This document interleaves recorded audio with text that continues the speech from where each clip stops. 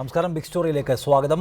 School കലോത്സവങ്ങളിലെ വിധി നിർണ്ണയത്തിന് പിന്നിൽ പ്രവർത്തിക്കുന്ന കോഴ ഇടപാടുകളുടെ തെളിവുകൾ റിപ്പോർട്ടർ TV പുറത്തുവിട്ടു. പണം വാങ്ങിയാണ് പല മത്സരങ്ങൾക്കും വിധി നിർണ്ണയിക്കുന്നതെന്ന് വിധികർത്താക്കൾ തന്നെ സമ്മതിക്കുന്ന ടെലിഫോൺ സംഭാഷണങ്ങളാണ് റിപ്പോർട്ടർ പുറത്തുവിട്ടത്. ജില്ലകളിലുടനീളം വിധികർത്താക്കളെ വിതരണം ചെയ്യുന്ന ഏജൻസികളാണ് കോഴ ആസൂത്രണം ചെയ്യുന്നതെന്നും തെളിവുകൾ വ്യക്തമാക്കുന്നു. എക്സ്ക്ലൂസീവ്.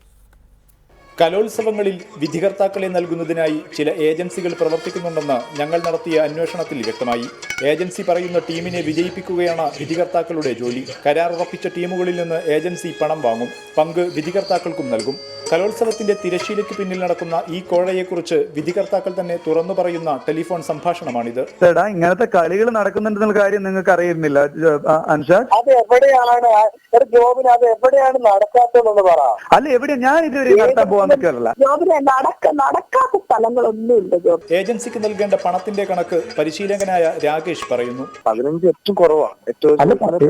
രാകേഷ് പറഞ്ഞില്ലേ 15,000 വെച്ചിട്ട് അവൻ 4 പേരെടുത്ത് മേടിച്ച 60,000 രൂപയായില്ലേ? അതിന് 15 അല്ല മേടിക്കുന്നത്, 30,000 എബോണ് മേടിക്കുന്നത്. അല്ല, അപ്പൊ നിന്നോട് പറഞ്ഞിരുന്നോ നിനക്ക് മാത്രമാണോ ഫസ്റ്റ് തരാന്നാണോ പറഞ്ഞത്? ബാക്കി എല്ലാവർക്കും ബസ് കൊടുക്കുന്നു പറഞ്ഞവൻ. കോഴക്ക് വഴങ്ങാത്തതിനാൽ കോഴിക്കോട് റവന്യൂ ജില്ലാ കലോത്സവ ജഡ്ജിംഗ് പാനലിൽ നിന്ന് എറണാകുളം സ്വദേശി സനയെ മാറ്റിയ സംഭവമുണ്ടായി. ഒന്ന് അഡ്ജസ്റ്റ് ചെയ്യണം എന്ന് പറഞ്ഞായിരുന്നു.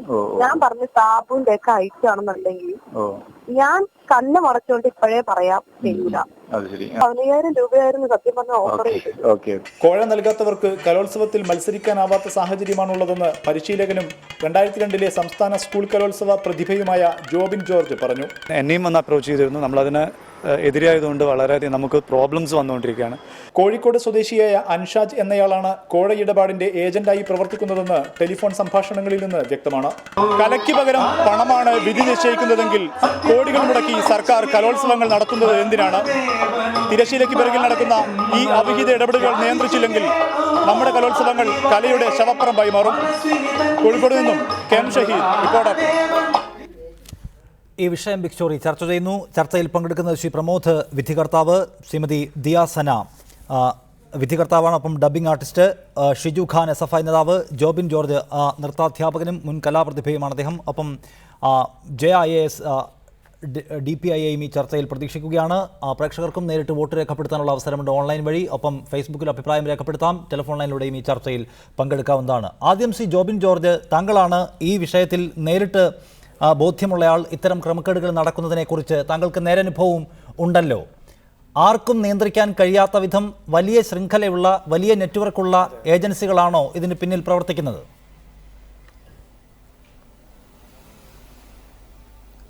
അതെ, ഇതിന് പുറകിൽ വളരെയധികം വലിയൊരു ശൃംഖല തന്നെയുണ്ട്.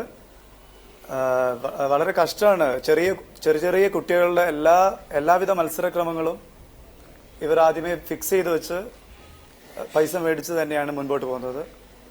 അത് വളരെയധികം കഷ്ടമുള്ള കാര്യമാണ്. ഇതൊന്ന് പുറത്തു കൊണ്ടുവരണമെന്ന് എൻ്റെ വലിയൊരു ആഗ്രഹമാണ്. അതുകൊണ്ടാണ് ഞാൻ ഇത് പുറത്തു കൊണ്ടുവന്നത്. എല്ലാവർക്കും പറയാൻ തന്നെ പേടിയാണ്.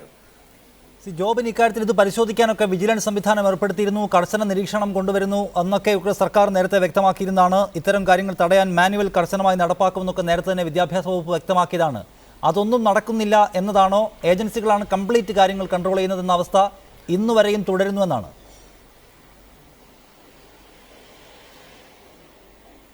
അതെ, ഇത് ഈ ഏജൻസിക്ക് കൊടുക്കുന്നത് കമ്മിറ്റിക്കോ അവർക്ക് അറിയണ്ടാവില്ല. ഈ കൊടുക്കുന്ന ഒരു ഏജന്റ് അവർ നല്ലൊരു ജഡ്ജ്മെന്റ് നടത്തുന്ന ക്വാളിഫൈഡ് ജഡ്ജസിനെയാണ് അവരും പ്രതീക്ഷിക്കുന്നത്.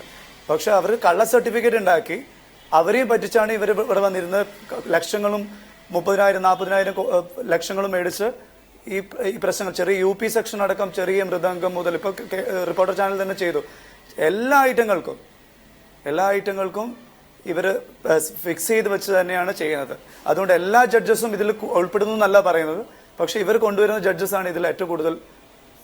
അതാണ്. ശ്രീമതി സന, ഇക്കാര്യത്തിൽ താങ്കൾക്കും ഇത്തരം ഏജൻസികളുടെ പങ്കാളിത്തത്തെക്കുറിച്ച് ബോധ്യമുള്ള ആളാണ്. താങ്കളുടെ ടെലിഫോൺ സംഭാഷണം നേരത്തെ ആ റിപ്പോർട്ടിനൊപ്പം കാണുകയും ചെയ്തു. എങ്ങനെയാണ് ഈ ഏജൻസികൾ പ്രവർത്തിക്കുന്നത്? നേരത്തെ തന്നെ വിധികർത്താക്കളായി വരുന്ന ആളുകളോട് മുഴുവൻ ഏതൊക്കെ ടീമിന് പുരസ്കാരം നൽകണം, ആരെയൊക്കെ ഒഴിവാക്കണമെന്ന് നിർദ്ദേശം നൽകുകയാണോ ചെയ്യുക?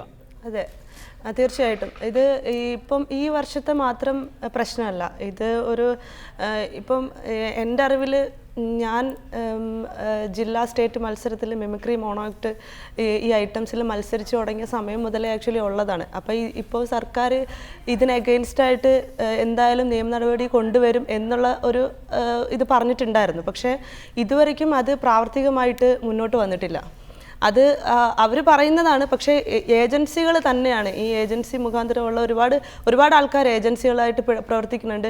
DD ഓഫീസിൽ നിന്ന് ഡയറക്റ്റ് വിളിക്കുമെന്ന് പറഞ്ഞിട്ട് DD ഡയറക്റ്റ് വിളിക്കുന്ന നിലപാടുകളും ഉണ്ട്. പക്ഷേ അവർ വിളിക്കുന്നത് വെച്ചാൽ ഈ ഏജൻസികൾക്ക് അത് കൊടുത്തിട്ട് അവർ കൊടുക്കുന്ന ജഡ്ജസ് ആരൊക്കെയാണോ അവരുടെ ഡീറ്റെയിൽ അനുസരിച്ചാണ് ഈ DD ഓഫീസിൽ നിന്നൊക്കെ ഡയറക്റ്റ് കോൾ വരിക.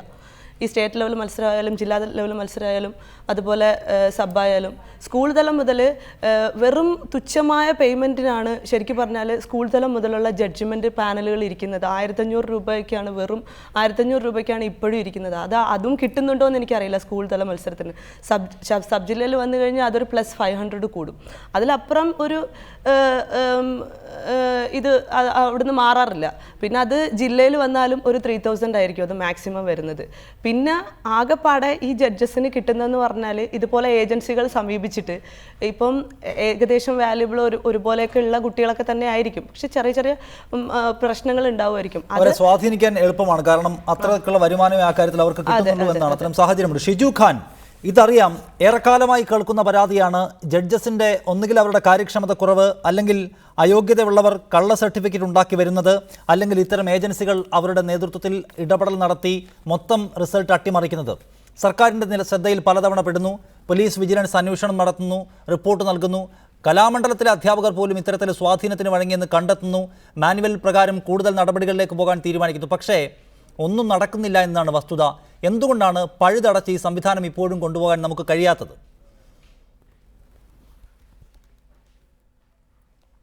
ഒന്ന്, സംസ്ഥാനത്തെ സ്കൂൾ തലം മുതൽ സംസ്ഥാന തലം വരെയുള്ള കലോത്സവങ്ങളിൽ നിറഞ്ഞു നിൽക്കുന്ന അഴിമതിയുടെയും സാമ്പത്തിക ഇടപെടലിൻ്റെയും കുത്തഴിഞ്ഞ സ്ഥിതിഗതികളാണ് ഇത്തരം വാർത്തകളിലൂടെ കേരളീയ സമൂഹം ചർച്ച ചെയ്യുന്നത്.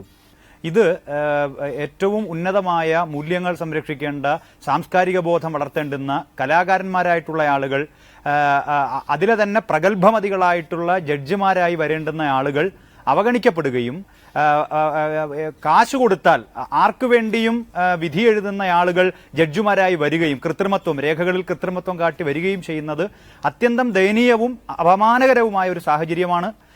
ഇവിടെ വരുന്ന വാർത്തകളിലൂടെ മനസ്സിലാക്കാൻ സാധിക്കുന്നത് വിദ്യാഭ്യാസ വകുപ്പിലെ തന്നെ ആളുകൾക്ക് ഇത്തരം കാര്യങ്ങളെക്കുറിച്ച് അറിയാം.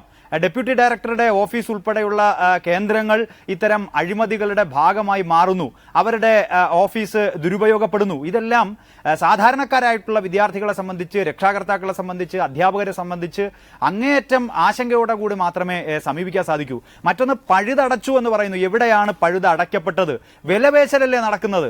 50,000, 30,000, 1,00,000 അങ്ങനെ ഓരോ ലെവൽ, സ്കൂൾ ലെവൽ, സബ് ജില്ലാ ലെവൽ, ജില്ലാ ലെവൽ, സംസ്ഥാന തലം വരെ സമ്പത്തിന്റെ അടിസ്ഥാനത്തിൽ വിധി നിർണ്ണയിക്കപ്പെടുന്ന സാഹചര്യം അത് ഗൗരവത്തോടെ നമുക്ക് കാണാനും അതിനെതിരായ പ്രതിരോധം നടത്തിയെടുക്കാൻ സാധിക്കണം. അതുപോലെ പറയൂ സഫ്യസാജി, താങ്കളുടെ അഭിപ്രായം എന്താണ് ഈ വിഷയത്തിൽ? വേഗം പറയാം. ഞാൻ ഒരു 10-17 വർഷമായി നാടകരംഗത്തും നാടകം, മോണോ ആക്ട്, കഥാപ്രസംഗം തുടങ്ങിയവ പരിശീലിപ്പിക്കുന്നു. ഷിജു സഖ പറയണം, ഇത് പഴുതടച്ചു എന്ന് പറയുന്നത് പിന്നെ അവർക്കാണ്, ഒരു പ്രത്യേക ലോബിയാണിത്. സ്കൂൾ തലം മുതൽ അങ്ങ് അപ്പീൽ കമ്മിറ്റി വരെ ഒരു വലിയ ലോബി പ്രവർത്തിപ്പിക്കുക. അതായത് ഞാൻ പറഞ്ഞു വരുന്നത്, ഇപ്പൊ അപ്പീൽ കമ്മിറ്റിയിൽ പോലും ഉയർന്ന ഉദ്യോഗസ്ഥർക്കിടയിൽ പോലും ഏജന്റുമാരുണ്ട്. ഈ പ്രാവശ്യം കഴിഞ്ഞ നാടക മത്സരത്തില് ഇപ്പോ അപ്പീൽ നൽകിയിരിക്കുന്നത് പിന്നെ 1-2 നാടകങ്ങൾ അയോഗ്യം ഉള്ള നാടകങ്ങളാണ്. സർവ്വമേഖലയിലും അത്തരം കുഴപ്പങ്ങളുണ്ടെന്നാണ് താങ്കൾ പറയുന്നത്. പ്രമോദ് ജഡ്ജാണ്, അദ്ദേഹം തിരുവനന്തപുരം സ്റ്റുഡിയോയിൽ. പ്രമോദ്, എങ്ങനെയാണ് ഇതിനെ കാണുന്നത്? ഒന്ന്, അപ്പീൽ കമ്മിറ്റികളുടെ കാര്യം ഇപ്പോൾ ചൂണ്ടിക്കാട്ടിയതുപോലെ ജില്ലാതലത്തിൽ നിന്ന് അപ്പീലുമായി വരുന്നവർ സംസ്ഥാന കലോത്സവത്തിൽ 1-ാം സ്ഥാനം നേടുന്നത് കാണാം. അവിടെ ഏറ്റവും മികച്ച പ്രകടനമായി വന്നവർ സംസ്ഥാന തലത്തിൽ ഏറ്റവും പിന്നിൽ പോകുന്നത് കാണാം.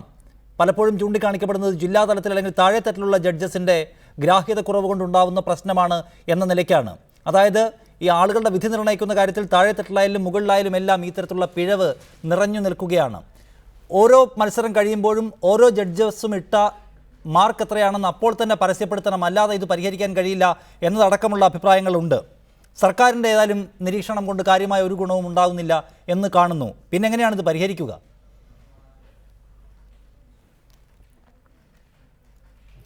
ഇത് പരിഹരിക്കാന്ന് വെച്ചിട്ടുണ്ടെങ്കിൽ ആദ്യം നമ്മൾ ചെയ്യേണ്ട ഒരു കാര്യം എന്ന് വെച്ചിട്ടുണ്ടെങ്കിൽ ഇതിൽ ഈ ഏജൻസി മുഖേനയാണ് നമുക്ക് ഏത് വഴി ജഡ്ജ്മെന്റ് പാനൽ എത്തുന്നത്. കാരണം ഞാൻ ഈ വർഷമാണ് ജഡ്ജിങ് പാനലിലേക്ക് എത്തിയത്. അതുകൊണ്ട് തന്നെ എനിക്കിപ്പം മനസ്സിലായി ഇതിൽ നടക്കുന്ന എല്ലാ കാര്യങ്ങളും വ്യക്തമായി. കാരണം നമ്മൾ വിളിച്ചു പറയുമായിരിക്കും ഇവർ ഇത്ര സമയത്ത് ഇന്ന ഡേറ്റിൽ ഇന്ന പ്രോഗ്രാമിൽ നമ്മൾ ജഡ്ജായിട്ട് ഇരിക്കണം എന്ന് പറയും. എന്നാൽ നമ്മൾ അറിയാൻ കഴിയുന്നതെന്ന് വെച്ചിട്ടുണ്ടെങ്കിൽ നമ്മൾ ബസ് കയറി ഇവിടുന്ന് ആ വേദി എത്തുന്നതിന് മുമ്പ് നമ്മുടെ ഫോണിലേക്ക് മെസ്സേജാണ്. നമ്മളെ നമ്പർ ആര് ഈ പാരൻസിന് കൊടുക്കുന്നു എന്നുള്ളതിന് ഒരു തെളിവ് ഇത്ര കാലമില്ല.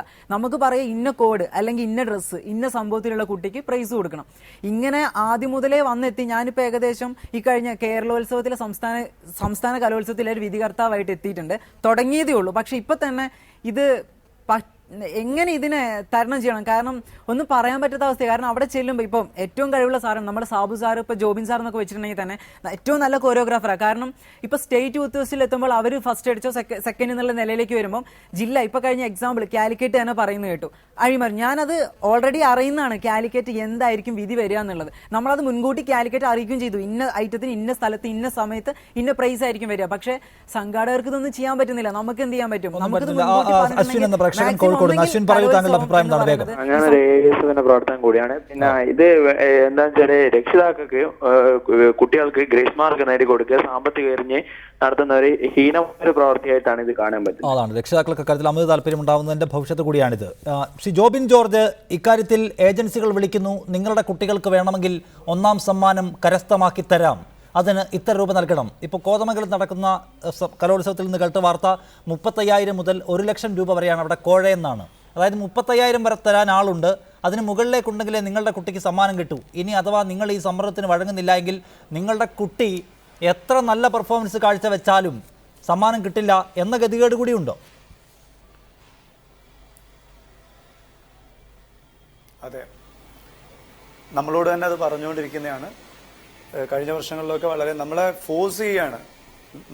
നമ്മളെ ഫോഴ്സ് ചെയ്ത് ഈ ഏജൻസി ആരാന്ന് അറിയില്ല, നമ്മൾ ഫോണിലൂടെ ബന്ധപ്പെടില്ല, അവർ ഡയറക്റ്റ് വന്ന് അവരെ ഒന്നും എതിർക്കാൻ പറ്റാത്ത അവസ്ഥയിൽ വരികയാണ് ഇപ്പോഴത്തെ പല മാഷന്മാരും.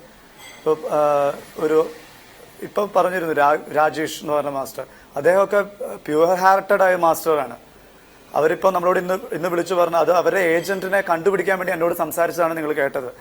ഒരിക്കലും അവരൊരു ഇതിന്റെ ഏജന്റോ ഒന്നും അല്ല. അവരെന്നോട് സംസാരിച്ചൊരു കാലിക്കറ്റ് ഒരു മാഷാണ് എന്നോട് പറഞ്ഞത്. എല്ലാവരെയും ഇവർ ഈ ഒരു കോഴയ്ക്ക് വേണ്ടി എല്ലാവരും സമീപിക്കുന്നു, എമൗണ്ടുകൾ മേടിക്കുന്നു. അത് ഏറ്റവും കൂടുതൽ എമൗണ്ട് കിട്ടുന്നവർക്ക് ഈ കുട്ടികൾക്ക് ഇക്കാര്യത്തിൽ ഏറ്റവും വേഗത്തിൽ ഇടപെടാൻ ആവശ്യമായ അല്ലെങ്കിൽ ഈ പ്രശ്നങ്ങൾ പരിഹരിക്കാനൊക്കെ വിദ്യാഭ്യാസ വകുപ്പ് പല തരത്തിലുള്ള പദ്ധതികൾ തയ്യാറാക്കിയിരുന്നു. പോലീസുമായി സഹകരിച്ചു, വിപുലമായ അന്വേഷണം നടത്തി, വിദ്യാഭ്യാസ വകുപ്പിൽ തന്നെ നിരീക്ഷണ സംവിധാനങ്ങൾ കൊണ്ടുവന്നു. പക്ഷേ ഈ വാർത്തയോടൊപ്പം കേൾക്കാൻ കഴിയുന്ന ഏറ്റവും പ്രധാനപ്പെട്ട കാര്യം DD ഓഫീസിൽ വെച്ച് തന്നെയാണ് ഇത്തരം ആസൂത്രണങ്ങൾ മുഴുവൻ നടക്കുന്നത്. വിദ്യാഭ്യാസ വകുപ്പിൽ തന്നെ പ്രമുഖരായ ആളുകൾക്ക് ഇതിലെല്ലാം പങ്കാളിത്തമുണ്ട്. ജഡ്ജസിന് കിട്ടുന്നു, അതിൻ്റെ ഒരു വിഹിതം വിദ്യാഭ്യാസ വകുപ്പിലെ ആളുകൾക്കും കിട്ടുന്നുണ്ട് എന്നാണ്. അതായത് ഇത് ഏജൻസികളെ മാത്രം കുറ്റം പറയേണ്ടുന്ന കാര്യമല്ല. ആർക്കെങ്കിലും 1-2 അധ്യാപകർക്കോ അല്ലെങ്കിൽ മാറി നിൽക്കുന്ന ജഡ്ജസിനോ ഇത് പരിഹരിക്കാൻ കഴിയില്ല. കാരണം ഇതിൻ്റെ സ്രോതസ് വിദ്യാഭ്യാസ വകുപ്പിനകത്ത് തന്നെയാണോ? ഇത് DD ഓഫീസിനെ കുറ്റം പറയാനൊന്നും പറ്റത്തില്ല. വെച്ചാൽ ഇവർ ഈ ഏജൻസിയിലുള്ള ആൾക്കാർ അവരെ ചെന്ന് സമീപിക്കുന്ന രീതിയാണ്. അതായത് ഇത്ര ജഡ്ജസ് ഇന്ന ആൾക്കാരാണ്, ഇന്ന വാല്യൂകളുള്ള ആൾക്കാരാണെന്ന് പറഞ്ഞിട്ട് അവരുടെ ബയോഡേറ്റ അവിടെ കൊടുക്കുന്നത് കൊണ്ടിട്ടാണ് DD ഓഫീസ് അത് അംഗീകരിച്ചു കൊടുക്കുന്നത്. അല്ലാതെ അവർ ഡയറക്റ്റ് ഒരു അന്വേഷണം നടത്തുന്നില്ല. പക്ഷേ അവരൊരു ഡയറക്റ്റ് ഒരു അന്വേഷണം നടത്തി ഏതൊക്കെ ജഡ്ജസിന് എന്തൊക്കെ കഴിവുകളുണ്ട്, അവർ എവിടെ കലാമണ്ഡലത്തിലാണോ കലാക്ഷേത്രയിലാണോ ഇങ്ങനെയൊക്കെയാണ് പഠിച്ചത് എന്നൊക്കെ ഉള്ളതിൻ്റെ ഫുൾ ഫോം ഡീറ്റെയിലും അവർ എത്രത്തോളം വില്ലിംഗ് ആയിട്ടുള്ള ജഡ്ജസ് ആണെന്നുള്ളത് കറക്റ്റ് മനസ്സിലാക്കി ഒരു ഫോറം അവർ സൂക്ഷിച്ചു കഴിഞ്ഞാൽ, അത് ഒരു സിസ്റ്റത്തിലൊക്കെ ഇപ്പോൾ കമ്പ്യൂട്ടർ സിസ്റ്റമൊക്കെയാണ്, അപ്പോൾ അതിനകത്തൊക്കെ സൂക്ഷിച്ചു കഴിഞ്ഞാൽ ഇവർക്ക് തന്നെ ഡയറക്റ്റ് വിളിക്കാം. സ്കൂൾ തലം മുതൽ സ്റ്റേറ്റ് തലം വരെ അവർക്ക് തന്നെ ഡയറക്റ്റ് വിളിക്കാം. ഇത് പരിഹരിക്കാൻ പറ്റുന്ന ഒരു കാര്യമാണ്. പക്ഷേ അതിനു വേണ്ടിയിട്ട് നമ്മുടെ ഗവൺമെൻറ് രംഗത്തേക്ക് ഇറങ്ങുന്നില്ല എന്ന് തന്നെയാണ് ഞങ്ങൾക്ക് തോന്നുന്നത്. കാരണം ഇപ്പോഴും കൊച്ചു കുട്ടികൾ വരെ അവരുടെ വിഷമങ്ങളും ഈ പറഞ്ഞ പോലെ മാഷന്മാരായിക്കോട്ടെ അവരുടെ കഷ്ടപ്പാടുകളും കുട്ടികൾക്ക് വേണ്ടിയിട്ട് സ്ട്രെങ്ത് എടുക്കുന്ന അവരുടെ രക്ഷകർത്താക്കളായിക്കോട്ടെ ഇവർക്കൊക്കെ വളരെയധികം ബുദ്ധിമുട്ടുള്ള ഒരു അവസ്ഥയാണ് ഇപ്പം നേരിട്ടുകൊണ്ടിരിക്കുന്നത്. എത്ര കുട്ടികൾക്ക് പ്രമോദ്, ഇക്കാര്യത്തിൽ താങ്കൾ ജഡ്ജാണ്. ജഡ്ജസിന് പെട്ടെന്നൊന്നും ചോദ്യം ചെയ്യപ്പെടില്ല എന്ന അവരുടെ വിശ്വാസം ഇത്തരത്തിലുള്ള കൂടുതൽ ക്രമക്കേടുകൾ കാണിക്കാൻ അവരെ പലപ്പോഴും പ്രേരിപ്പിക്കുന്നുണ്ട് എന്നതാണ്. പിന്നെ മാർക്കിടുമ്പോൾ കാണിക്കുന്ന കള്ളത്തരം. പ്രധാനപ്പെട്ട പല കലാകാരന്മാരും ഈ സ്കൂൾ കലോത്സവവുമായി ബന്ധപ്പെട്ട് വരുന്ന ഏറ്റവും പ്രധാനപ്പെട്ട ആവശ്യം ഈ ജഡ്ജസിൻ്റെ മാർക്കുകൾ അപ്പോൾ തന്നെ പ്രസിദ്ധീകരിക്കാൻ ആവശ്യമായ നടപടി വേണം.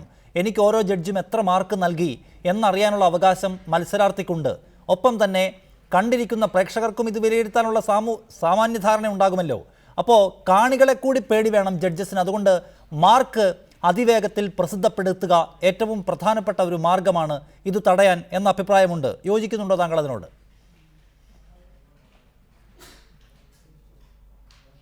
ഒരിക്കലുമില്ല. കാരണം എന്ന് വെച്ചിട്ടുണ്ടെങ്കിൽ ഇവരിപ്പോൾ പറയുന്ന അനുസരിച്ച് ഇവരുടെ ഐഡിയ വെച്ചിട്ടാണ് നമ്മളവിടെ ജഡ്ജ്മെന്റ് പാനൽ ഇരിക്കുന്നതെങ്കിൽ അവിടെ ഇരിക്കുന്ന 3 പേരും ഒരു പാനൽ അലോട്ട് ചെയ്യുന്ന ആൾക്കാരാണ്. അവർ തന്നെ പറയുന്നുണ്ട് ഇന്നതിന് ഇന്ന ഐറ്റത്തിന് ഇന്ന പ്രൈസേ കൊടുക്കാവുള്ളൂ എന്ന്. അപ്പോൾ പിന്നെ എങ്ങനെ മാർക്ക് ഇട്ടിട്ടുണ്ടെങ്കിലും നമ്മൾ അവർക്ക് അനുസരിച്ചുള്ള മാർക്കല്ലേ അവിടെ ഇടുകയുള്ളൂ. അതുകൊണ്ട് എത്രയോ ജഡ്ജ്മെന്റ് തന്നെ ഞാൻ തന്നെ വേണ്ടാന്ന് വെച്ചിട്ടുണ്ട്. കാരണം മുൻകൂട്ടി പറയും ഇന്നതിന് പ്രൈസ് കൊടുക്കണം, അല്ലെങ്കിൽ ഇന്നതിന് ഇന്നത് ഫസ്റ്റ് സെക്കൻഡ് തേർഡ് വരെ ഫിക്സഡ് ചെയ്തിട്ടാ. ഇത് ഇപ്പോൾ ഈ വരുന്ന 5, 6 ഇവിടെ തിരുവനന്തപുരം റവന്യൂ ജില്ലാ കലോത്സവം നടക്കാൻ പോവുക. ഇപ്പൊ തന്നെ മോഹിനിയാട്ടം 1 ലക്ഷം രൂപയ്ക്ക് പിടിച്ചു വെച്ചു എന്നുള്ള വർത്താനാണ് ഇവിടെ കേട്ടുവരുന്നത്. അപ്പം ഈ സെക്കൻഡ് അല്ലെങ്കിൽ ഇപ്പൊ കളിക്കാൻ പോകുന്ന കുട്ടികൾക്ക് ഇത് അറിഞ്ഞു കഴിയുമ്പോൾ അവർക്ക് പ്രാക്ടീസ് ചെയ്യാനോ അല്ലെങ്കിൽ കളിക്കാനുള്ള ഒരു മനോഭാവം ഉണ്ടാവില്ല. ഞാനും ഇതേപോലെ കലോത്സവം കഴിഞ്ഞ് വന്നൊരു വ്യക്തിയാണ്. എത്രയോ സ്റ്റേജ് പാർട്ടിസിപ്പേറ്റ് ചെയ്തതാണ്. നമുക്കും അറിയാൻ പറ്റും ഓരോ കുട്ടികളുടെ വേദന എന്താണെന്നുള്ളത്. പക്ഷെ അത് മനസ്സിലാക്കാതെ ഈ ബാക്ക് കിടന്ന് കളിക്കുന്നവര് പണത്തിന് മാത്രം ലക്ഷ്യമായി കളിക്കുന്നത്. ഇത് ചിന്തിച്ച് സംസ്ഥാന കലോത്സവം എന്ന് പറയുന്ന കോമ്പറ്റീഷൻ ആക്കാതിരുന്നാൽ ഇതെല്ലാം തീരും. ഈ ഗ്രേഡിംഗ് സിസ്റ്റം എടുത്തു കളയുക, അതുപോലെ തന്നെ ഈ പറയുന്ന ഗ്രേസ് മാർക്കും എടുത്തു കളയുക. ഈ 14 ജില്ലയിൽ നിന്ന് വരുന്ന കുട്ടികൾക്ക്, 1ാം സ്ഥാനം കിട്ടി വരുന്ന കുട്ടികൾക്ക് ഒരു പ്രദർശന വേദി മാത്രമാക്കി മാറ്റി നോക്കൂ.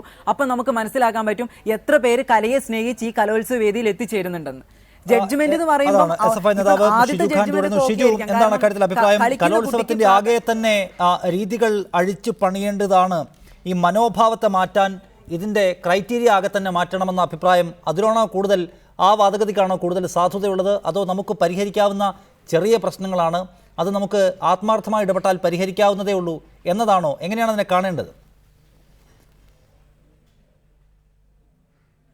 യഥാർത്ഥ ഏഷ്യയിലെ തന്നെ ഏറ്റവും വലിയ സ്കൂൾ കലോത്സവം എന്ന നിലയിലാണ് കേരളത്തിലെ സംസ്ഥാന സ്കൂൾ കലോത്സവം ശ്രദ്ധിക്കപ്പെടുന്നത്. എന്നാൽ നിരവധിയായിട്ടുള്ള പ്രതിസന്ധികൾ ഇപ്പോൾ കടന്നു വരുന്നുണ്ട്. അതിലൊന്നാണ് ഇവിടെ സൂചിപ്പിക്കപ്പെട്ട കറപ്ഷൻ ഉൾപ്പെടെയുള്ള കാര്യങ്ങൾ. അതിൽ ഏറ്റവും പ്രധാനപ്പെട്ട നമ്മുടെ ഈ വ്യവസ്ഥ, ഈ സ്കൂൾ യുവനോത്സവത്തിന്റെ നിലവിലുള്ള ഘടനയെ പരിഷ്കരിക്കാൻ, സ്കൂൾ യുവനോത്സവത്തിന്റെ മാർക്ക് നൽകുന്നതിനെ സംബന്ധിക്കുന്ന പരിഷ്കരണം, ഇതെല്ലാം വിശദമായ ചർച്ച ആവശ്യമാണ്. പക്ഷേ ഇവിടെ ഏറ്റവും പ്രധാനപ്പെട്ട ഒരു ഘടകം നമ്മുടെ രക്ഷാകർത്താക്കളും നമ്മുടെ പരിശീലകരും നമ്മുടെ ഇത്തരത്തിലുള്ള സാമ്പത്തിക ഏജൻസികളും തമ്മിലുള്ള അവിശുദ്ധമായിട്ടുള്ള ഒരു സൗഹൃദം അത് വളർന്നു വരികയാണ്. അതിലെ ഗവൺമെന്റിന്റെ ഭാഗമായി നിൽക്കുന്ന ആളുകൾ, വിദ്യാഭ്യാസ വകുപ്പിനും നേതൃത്വം കൊടുക്കുന്ന ആളുകൾ ഇവരുമായി കൈകോർക്കുന്നത് വിദ്യാർത്ഥി വിരുദ്ധമാണ്. അത് കുട്ടികളോട് കാണിക്കുന്ന കടുത്ത അനീതിയായി നമ്മൾ കാണേണ്ടതുണ്ട്. സംസ്ഥാനത്തെ ബാലാവകാശ കമ്മീഷനും മനുഷ്യാവകാശ കമ്മീഷനും എവിടെയാണ്? സ്കൂൾ യുവനോത്സവങ്ങളിൽ അർഹതയുള്ള കുട്ടികൾ അവഗണിക്കപ്പെടുന്നു. അർഹതയുള്ള ആളുകൾക്ക് പ്രൈസ് കിട്ടുന്നില്ല. അവർ എത്രയോ കാലമായി കഠിനാധ്വാനം ചെയ്ത് പരിശീലനത്തോടെ സിദ്ധിച്ച തന്റെ കഴിവുകൾ പ്രദർശിപ്പിക്കപ്പെടുമ്പോൾ പണത്തിന്റെ അടിസ്ഥാനത്തിൽ, കാശിന്റെ അടിസ്ഥാനത്തിൽ വിധി നിർണ്ണയിക്കപ്പെടുന്നു. എവിടെ കുട്ടിയുടെ അവകാശം, കുട്ടിയുടെ അർഹത ഇത് അംഗീകരിക്കപ്പെടുന്നില്ല എന്നുള്ളത് ഗുരുതരമായ മാനങ്ങൾ കൂടി ഉണ്ടെന്നാണ് ഷിജു ഖാൻ പറയുന്നത്. ഹംസ എന്ന പ്രേക്ഷകൻ ഒറ്റ പറയുന്നത്. ശ്രീ ഹംസ പറയൂ വേഗം. ശ്രീ ഹംസ പറയൂ. ഹലോ, പറയൂ വേഗം താങ്കളുടെ അഭിപ്രായം. സാറേ, ഞാനാണ് എല്ലാ തരത്തിലും അഴിമതിയാണല്ലോ സാറേ. ഇവിടെ ജീവിക്കാൻ തന്നെ വലിയൊരു വിഷമമായിട്ടാണ് അറിയണത്. അതാണ് സമഗ്രമെങ്കിലും അഴിമതി നടക്കുന്നതാണ് താങ്കളുടെ അഭിപ്രായം. സമയപരിധിയുണ്ട്. ശ്രീ ഹംസ, നന്ദി താങ്കൾ ഈ വിഷയത്തിൽ അഭിപ്രായം രേഖപ്പെടുത്തിയതിന്. ശ്രീ ജോബിൻ ജോർജ്, ഇക്കാര്യത്തിൽ നേരത്തെ കോഴിക്കോട് കലോത്സവം നടക്കുമ്പോൾ അന്ന് DPI ആയിരുന്ന ഗോപാലകൃഷ്ണ ഭട്ട് ഇവിടെ ഇത്തരം തിരിമറികൾ നിയന്ത്രിക്കുന്നതിന് മാത്രമായി ആത്മാർത്ഥമായി ഇടപെട്ടയാളാണ്. പ്രത്യേകമായ വിജിലൻസ് സംവിധാനം കൊണ്ടുവരുന്നു. ജഡ്ജസിനെ നിയന്ത്രിക്കാനും അവരെ നിരീക്ഷിക്കാനും അവരുമായി ആശയവിനിമയം തടയുന്നതിനും അല്ലെങ്കിൽ അവരുടെ ഫോൺ കോളുകൾ പരിശോധിക്കുന്നതടക്കം ഏറ്റവും സുതാര്യമായ വിധി നിർണ്ണയം പോകുന്നതിന് ആവശ്യമായ ഇടപെടൽ നടത്തിയിരുന്നു. കലോത്സവ മാനുവൽ ഏറ്റവും കർശനമായി നടപ്പാക്കാൻ ശ്രമിച്ചിരുന്നു.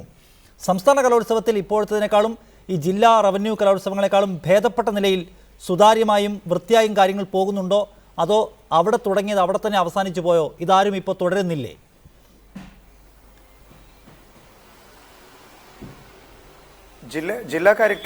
കോഴിക്കോടുള്ള ജില്ലാ കാര്യങ്ങളാണോ പറയുന്നത്?